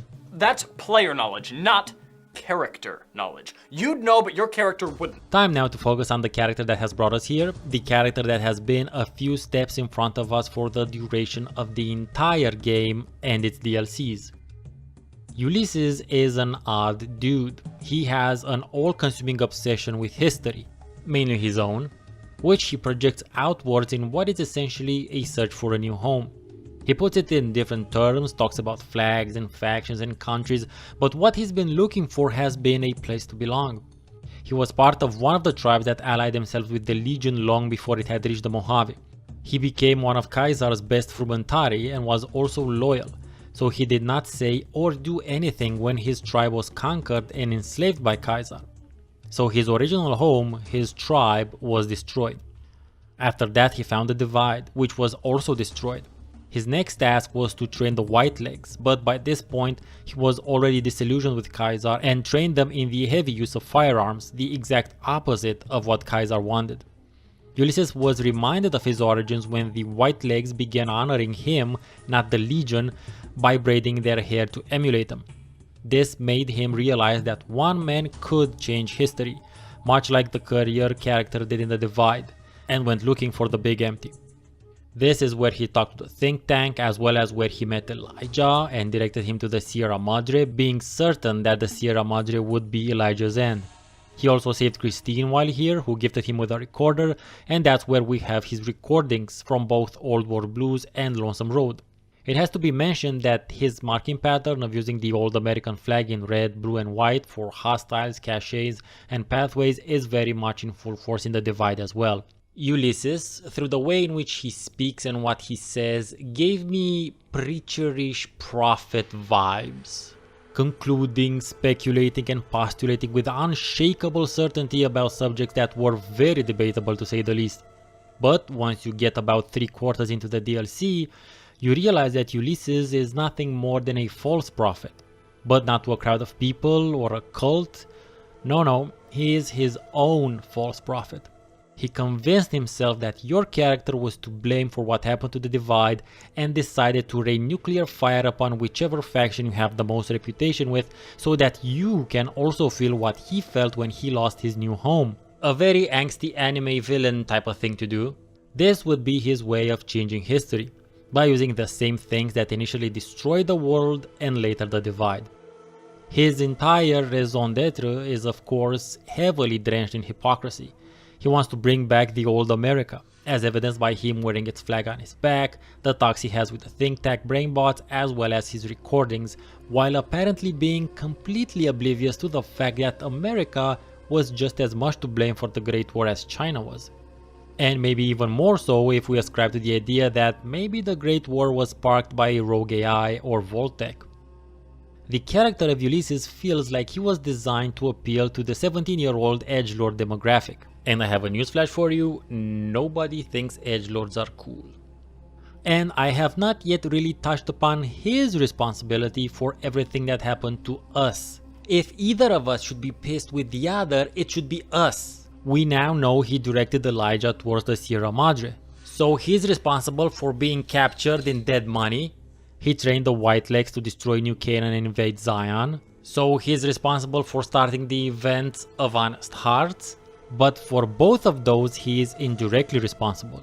The one event that he is most certainly directly responsible for is the one event that started it all. First deadbeat we hired to do the job canceled. Hope a storm from the divide skins him alive. Well, that's where you came in. Yeah, I got this look when he saw you next down on the courier list. His expression turned right around. Asked me if your name was for real. I said, sure as like a rain, you were still kicking. Then he turned down the job, just like that. I asked if he was sure it was good money. No, let Courier 6 carry the package, that's what he said.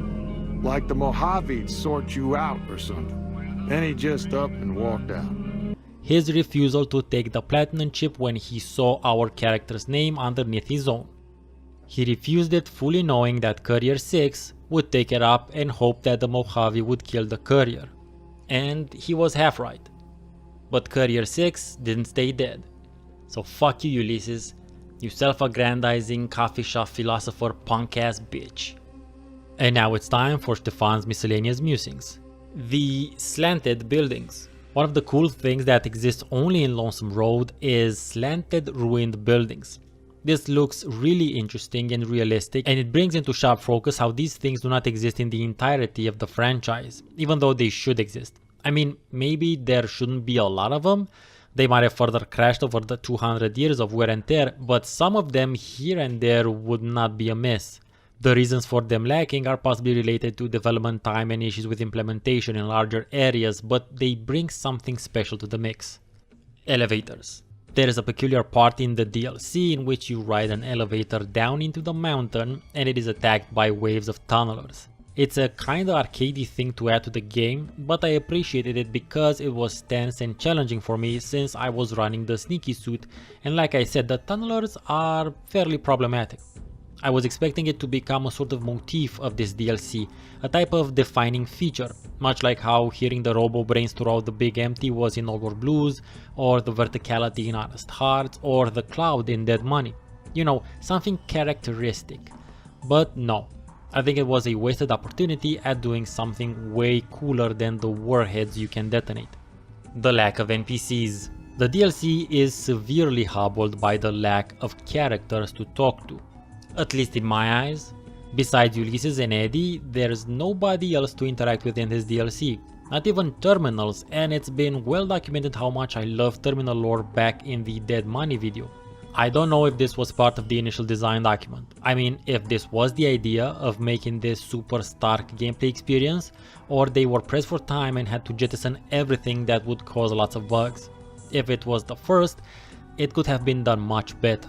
Maybe with the introduction of a survival mechanic, similar to the cloud in Dead Money, because the divide looks very ominous and dangerous when we first enter, and is described as being a highly horrible place to be, but nothing really is made of this in terms of gameplay.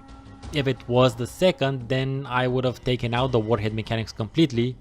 It really adds nothing story-wise. And I'd have added at the very least terminal entries, or maybe some mutated and dying survivors, previous adventurers or explorers. But I do think it was the first option, because this DLC has been built up throughout the entirety of the game, and the DLCs especially, as the conclusion of the Courier story. All of the hints that we've been getting ever since Prim about this other Courier will come to a head in a final duel. In order to accentuate the duel aspect, the focus should be on Ulysses and on you, but it's just not done well enough, in my opinion. It's really missing something that brings it all together. There's nothing that brings back the references from the past DLCs into the mix, and Ulysses is nowhere near as threatening, ominous, or convincing, really, as his past actions make him up to be. They try to build him up directly via your several audio interactions with him, but it just doesn't work nearly as well as the Dr. Mobius build up in Old World Blues or the Elijah one in Dead Money. Maybe it's because they did such a good job in creating this unseen sort of character who has survived unscathed from all the places that almost killed you by only dotting mentions of him here and there. I guess what I'm saying is that sometimes less is more, and trying to fill in the gaps of this character with the character they actually built felt very underwhelming. As such, you just want to finish the DLC out of sunk cost inertia, you don't feel any sort of real emotional push to do it. The DLC's endings range from you convincing Ulysses not to go ahead with his anime villain plan, to killing him, to you deciding on where to send the nukes. There is a nuke both option that looks really cool, and you can see the signs of your new apocalypse in the game afterwards. There are 2 potential areas that you can visit after you nuke them, one of them being part of NCR territory and the other in Legion territory. These small areas are filled with ghoulified survivors who are instantly hostile, for obvious reasons, and insane amounts of radiation, for the same obvious reasons. The weird thing is that these 2 small areas look really nicely designed and fresh. Even though they might seem to be just a bunch of random shit thrown together, they're really well made and super interesting. They're more interesting than the Divide level design. This nuke both ending led me to think about the canonical ending to Lonesome Road, for me to find out that there is none. And that led me on a speculative path which I will save for a special epilogue episode after this one. Despite the sunk cost fallacy that drives one to finish this DLC, finishing Lonesome Road was satisfying, because I've been immersing myself in New Vegas for the past 5 months for a total of almost 110 hours of playtime and a whole lot more of research, writing and editing, and it felt good to finally be done. I have experienced only a chunk of the game, since you can only get some of the things done in one playthrough, because of the myriad of choices that lead to faction unique quests and such. However, I want to stress this in particular. You can experience the game world in much more nuance and depth if you also play the DLCs. Not only because of the wildly different gameplay experiences they offer, or the new items and the increased level cap, but also because of the types of stories that the DLCs experiment with telling, and also the amount of storylines that get tied up in them. Now, there is no canonical ending to New Vegas nor Lonesome Road, at least not to my knowledge, and there might never be one for a long time, but I'll talk about real world politics later. Let's focus on the fictional ones in Fallout New Vegas. As far as the endings are concerned though, even though Lonesome Road takes place before the second Battle of Hoover Dam, I argue that it could also work as an ending, because within it there's the potential of an almost tabula rasa type ending. So let's go back to the very ending of Lonesome Road and look at what the game tells us in more detail. After we deal with Ulysses and the Marked Man incursion, the missile launch terminal gives us a bunch of options. But as I said in the Lonesome Road video, by far the most interesting and intriguing choice is to redirect the missiles to target both the NCR and Caesar's Legion. Let's remember that this is where the terminal first mentions missiles, plural. After selecting the option, the terminal says missiles again, and also that it will launch them, quote, in the heartland of the NCR and the lands held by Caesar's Legion, end quote. We confirm and see the missile launch. But I've made sure to emphasize that there are several missiles being launched, because keep in mind the Divide has a bunch of nuclear silos within it.